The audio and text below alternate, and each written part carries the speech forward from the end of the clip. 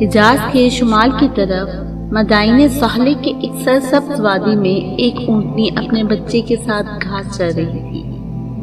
موقع پا کر کچھ لوگوں نے اس اونٹنی کو پکڑ لیا اور اسے مار ڈالا۔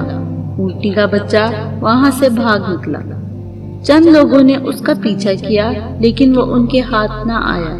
یہ بے زبان جانور دوڑتا ہوا پہاڑ پر چڑھ گیا اور اس پہاڑ میں ہی جا کر غائب ہو گیا۔ یہ اونٹنی اور اس کا بچہ کہاں سے آیا تھا اور وہ لوگ کون تھے جنہوں نے اس اونٹنی کو مارا تھا، اور وہ اونٹنی کا بچہ کہاں غائب ہو گیا؟ قرآن مجید میں موجود اس عبرتناک واقعے کو کچھ اس طرح بیان کیا گیا ہے۔ شام کے نزدیک سمود نامی ایک قبیلہ رہتا تھا۔ اللہ نے اس قبیلے کو پتھر تراشنے کا ہنر عطا کیا تھا۔ وہ پہاڑوں کے بیچ رہتے تھے اور انہوں نے ان پہاڑیوں کو تراش کر ان میں اپنے لیے گھر بنا رکھے تھے۔ یہ پختہ گھر انہیں طوفانوں، آندھیوں، سردی، گرمی جیسے دیگر ناموافق قدرتی عوامل سے محفوظ رکھتے تھے۔ سمودی اپنے گھروں پر بہت فخر کرتے تھے۔ اللہ نے انہیں بے پناہ دولت بھی عطا کی تھی۔ وہ تعداد میں بھی کثیر تھے۔ ان رحمتوں کے لیے اللہ تعالیٰ کے شکر گزار ہونے کے بجائے سمودی راہ سے بھٹک گئے۔ انہوں نے پتھر کے بت تراش لیے اور ان کی پوجا شروع کر دی۔ انہیں دوبارہ سیدھے راستے پر لانے کے لیے اللہ نے حضرت صالح علیہ السلام کو اپنا پیغمبر بنا کر ان کے درمیان بھیجا۔ حضرت صالح علیہ السلام نے اپنی نبوت کا اعلان کیا اور لوگوں سے کہا کہ وہ بتوں کی پوجا چھوڑ دیں۔ انہوں نے انکار کر دیا۔ انہوں نے ان سے کہا کہ وہ انہیں کوئی معجزہ کر کے دکھائیں تاکہ وہ ان کے دعوے کی صداقت کی آزمائش کر سکیں۔ مزید واضح الفاظ میں انہوں نے حضرت صالح علیہ السلام سے کہا کہ وہ ایک پتھر سے اونٹنی پیدا کریں۔ ان کے مطالبے کے مطابق اونٹنی کی پیشانی سیاہ اور بال سفید ہونے چاہیے اور وہ پیدا ہوتے ہی ایک بچے کو جنم دے۔ انہوں نے کہا اگر حضرت صالح علیہ السلام یہ معجزہ کر دکھائیں تو وہ ان کے دین پر ایمان لے آئیں گے۔ اللہ تبارک تعالیٰ نے حضرت صالح علیہ السلام کو حکم دیا سمود سے عہد لے لیں کہ وہ اس اونٹنی کو کبھی زر نہیں پہنچائیں گے۔ حضرت صالح علیہ السلام کے کہنے پر سمود نے یہ عہد کر لیا۔ حضرت صالح علیہ السلام نے اللہ سے دعا کی اور یکایک پتھر شک ہوا اور ایک اونٹنی نمودار ہو گئی۔ یہ سمود کے بیان کردہ حلیے کے عین مطابق تھی۔ اس نے فوراً ہی ایک بچے کو جنم دیا جو جسامت میں بالکل اپنی ماں کے برابر تھا، اور پھر ماں اور بچہ نزدیکی جنگل میں چڑھنے لگ گئے۔ اس معجزے کو دیکھنے کے بعد بھی زیادہ تر سمودی نے ایمان لانے سے انکار کر دیا۔ انہوں نے کہا حضرت صالح علیہ السلام نے کسی جادو سے کام لیا ہے۔ تاہم ان کے سردار نے حضرت صالح علیہ السلام کا دین قبول کر لیا۔ اونٹنی وہاں رہنے لگی۔ سمودی نزدیک واقع ایک قدرتی چشمے سے پانی لیا کرتے تھے۔ اونٹنی جب بھی وہاں پانی پینے آتی تو چشمے کا سارا پانی پی جاتی۔ وہ بعد ازاں اللہ کی رحمت سے دوبارہ بھر جاتا، لیکن بدلے میں وہ جتنا پانی پیتی اتنا ہی دودھ دیتی۔ سارا قبیلہ روزانہ اپنے مشکیزے دودھ سے بھر لیتا اور اس سے پنیر اور گھی تیار کرتا۔ ان چیزوں کو شہر میں بیچ کر انہوں نے اپنی دولت میں اضافہ بھی کر لیا۔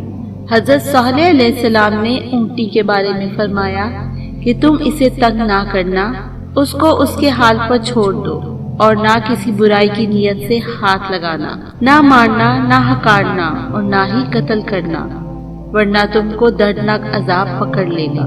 یہ اونٹنی مادر ساحلی کی وادیوں میں رہنے لگی۔ اونٹنی کے موزانہ اوصاف نے کئی سمودیوں کو اللہ کی راہ کی طرف آنے پر قائل کر لیا۔ کافروں کو اس سے بڑی تشویش ہوئی۔ لوگوں کو اللہ کے دین میں داخل ہونے سے روکنے کے لیے انہوں نے اونٹنی کو قتل کرنے کا فیصلہ کر لیا۔ قوم سمود میں ایک صدوق نامی منافقہ عورت رہتی تھی۔ بڑی حسین اور مالدار تھی۔ اس کی لڑکیاں بڑی خوبصورت تھیں۔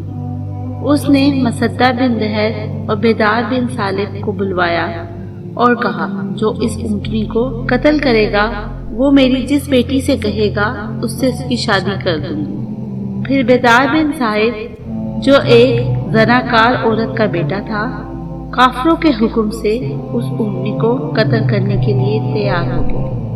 ایک دن اس قوم کے کچھ افراد اونٹنی کے انتظار میں اس نہر کے پاس گھات لگا کر بیٹھ گئے، جبکہ پوری قوم کے لوگ اللہ کے عذاب سے ڈر کے چھپ کر دیکھنے لگے۔ جب اونٹنی نہر کے قریب آئی تو ایک شخص نے تیر چلایا جو کہ اس کی ٹانگ میں لگا اور ٹانگ سے خون کا فوارہ جاری ہو گیا۔ ایک شخص آگے بڑھا اور بھرپور وار سے اس اونٹنی کے پچھلے پاؤں کو کاٹ ڈالا۔ اونٹنی شدید زخمی ہو گئی اور زمین پر گر پڑی اور ایک بہت زوردار چیخ ماری، اور ان لوگوں نے اونٹنی کو گھیرے میں لے لیا۔ ان لوگوں نے اس پر تیروں تلواروں کے لاتعداد وار کیے، جس سے وہ ہلاک ہو گئی۔ اس اونٹ کے بچے نے سب دیکھا اور گریہ زاری کرنے لگا۔ اچانک جس پتھر سے اونٹنی پیدا ہوئی تھی وہ دوبارہ شک ہوا اور بچہ اس کے اندر چلا گیا۔ پتھر پھر سے بند ہو گیا۔ حضرت صالح علیہ السلام نے کافروں سے کہا، انہوں نے اللہ کے بھیجے ہوئے ایک بابرکت جانور کے خون سے ہاتھ رنگے ہیں، انہوں نے اپنا عہد توڑ ڈالا ہے۔ اب 3 دن بعد اللہ کا قہر ان پر نازل ہوگا۔ پہلے روز ان کے چہروں کے رنگ زرد ہو جائیں گے، دوسرے روز سرخ ہو جائیں گے اور تیسرے روز سیاہ پڑ جائیں گے، اور پھر وہ سب ہلاک ہو جائیں گے۔ کافروں نے پہلے ان پر یقین نہ کیا، لیکن پہلا دن طلوع ہوا اور ان کے چہرے زرد پڑ گئے۔ حضرت صالح علیہ السلام کے الفاظ کی صداقت ثابت کرنے کو یہی کافی تھا۔ شدید خوف و ہراس کے عالم میں انہوں نے 2 دن مزید انتظار میں کاٹے۔ جیسا کہ وعدہ کیا گیا تھا، ان کے چہرے پہلے سرخ پڑیں گے اور پھر سیاہ ہو جائیں گے۔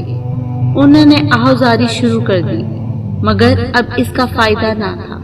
اللہ کے حکم پر حضرت جبرائیل علیہ السلام نازل ہوئے اور اپنے ساتھ ایک تباہ کن زلزلہ لائے۔